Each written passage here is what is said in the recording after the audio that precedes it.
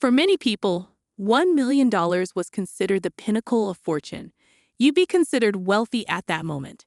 Millionaires live in luxurious homes, drive expensive automobiles, and are either well-paid executives or successful business owners, right?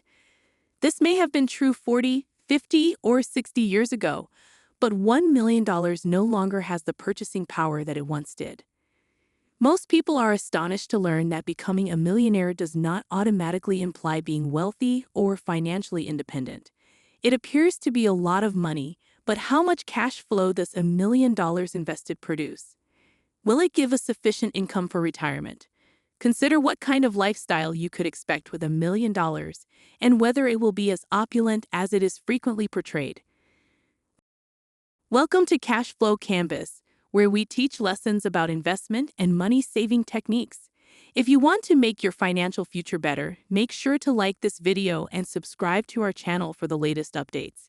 It's simple to look at a portfolio's yearly results and conclude that it's safe to remove those profits for spending throughout retirement.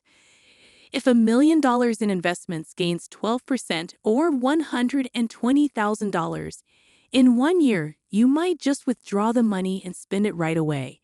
If the portfolio returns 8% over the next year, you'll receive $80,000 from the initial investment. This could work, but the difficulty is that stock market returns vary considerably from year to year. For example, the S&P 500 returned a dismal 6% in 2018, resulting in a $60,000 loss. That won't leave much room for purchasing. The S&P 500 returned over 29% in 2019, making it a rewarding year for investors. However, there is always the risk of years of stasis.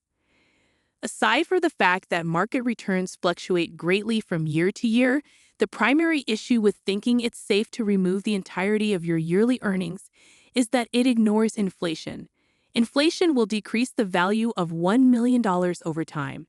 Given that the S&P 500's average annual return is 10%, estimate that your first year in retirement will net you $100,000. That's a reasonable sum for the first year. Fast forward 30 years, and that $1 million has lost the majority of its value, despite the fact that it is still nominally worth $1 million and yields an average of $100,000 in gains every year.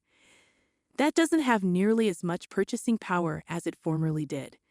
Assuming a 3% annual inflation rate, the purchasing power of that money would be diminished in half in just 24 years. There are several viewpoints on how much money you should withdraw from your investments each year. In theory, you could remove your profits, but that strategy is not sustainable for the reasons stated. Due to market instability, some people propose merely withdrawing 3% per year. Others argue that 5% is safe because there hasn't been a sustained fair market in a long time. As a general rule, 4% should be regarded as a safe withdrawal rate. This is not to be confused with the portfolio's overall returns, as this is only the withdrawal rate. This implies you can remove 4% of your portfolio during your first year of retirement, with inflation adjustments every year after that. You would withdraw $40,000 in the first year. If the cost of living increases by 3% that year, you could withdraw $41,200 the following year, and so on for the next 30 years, with a near 0% probability of running out of money. The 4% rule is based on a number of criteria. To begin, it is calculated for someone whose portfolio is 50% equities and 50% bonds, which is pretty cautious. Dave Ramsey, one of the most conservative investors, advises clients to invest only in growth stock funds, with no bond allocation. He claims that bonds are potentially as hazardous as stocks while providing far lower returns. Everyone has various portfolio composition preferences, but it is advised that as you age, you have more exposure to bonds and less exposure to equities. The greater your stock allocation, the greater your average return and risk. Second, this 4% withdrawal rate is calculated for a 30-year retirement. That is, if you want to retire in your 30s or 40s, 4% may be too excessive, and the money may run out in the future. If you plan on retiring for 30 years, you will almost certainly never run out of money using this strategy. The issue with establishing a 30-year withdrawal time is that no one knows how long they will live. If you knew exactly when you'd die, you'd be able to budget each dollar and know exactly how much you could spend. Some argue that if you want to appreciate your money, you should spend it all, or that you can't take it with you when you die, so you might as well enjoy it while you're still living. That's a terrific idea, but the difficulty is that you don't know how long you'll live, which is why you need to be careful with your spending. According to the Social Security Administration, the average remaining life expectancy of a 65-year-old is fewer than 30 years. However, this is only an average, and investors should budget for a long retirement. You don't want to trim it too close and go bankrupt. The risk of running out of money must be managed carefully. You should evaluate your health and genetics to determine how long you expect to live. If you are already retired or above the age of 65, your planning horizon may differ from the standard 30 years. It's vital to remember that average life expectancy has increased by around 5% in the last 30 years. If you intend to be retired for more than 30 years, 4% may be too much to remove. The amount of your Social Security payment depends on your retirement age, how long you contributed to the program, and your taxable income over the years. Someone who begins receiving benefits at the age of 62 will receive significantly less money per month than someone who retires at the ages of 65, 67, or 70. The average Social Security benefit per person is around $8,000 per year. When you combine it with your 4% withdrawal from your portfolio, you get $58,000 per year in income.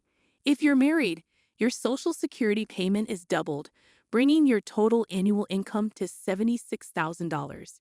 Given the average household income in the United States is $68,000, that is a reasonable sum for many retirees. Taxes will range greatly depending on who you are. The amount you owe is mostly determined by the type of retirement account you use. Distributions from a regular IRA or 401(k) are typically taxed at ordinary income rates. With a Roth IRA, the taxes have already been paid at the time of contribution, thus distributions will be tax-free.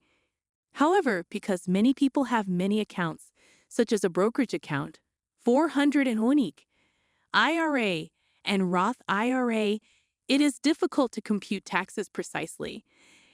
It will also depend on whether you live in a state with an income tax, your filing status, and of course your income bracket.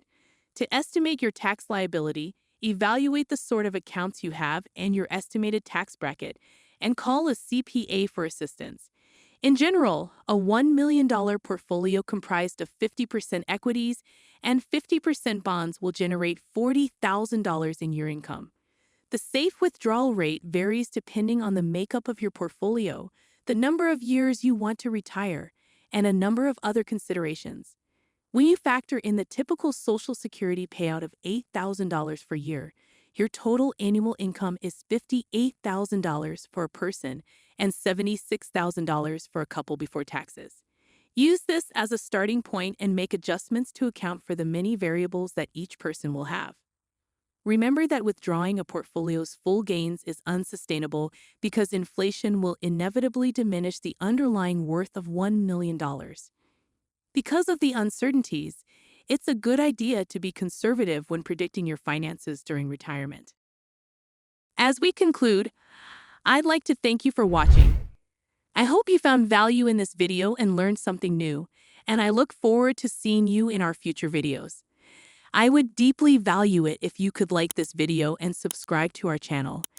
Your support will help us to create more valuable content, and we can work together to secure your financial future. What are the key takeaways from this video that you can share in the comment section?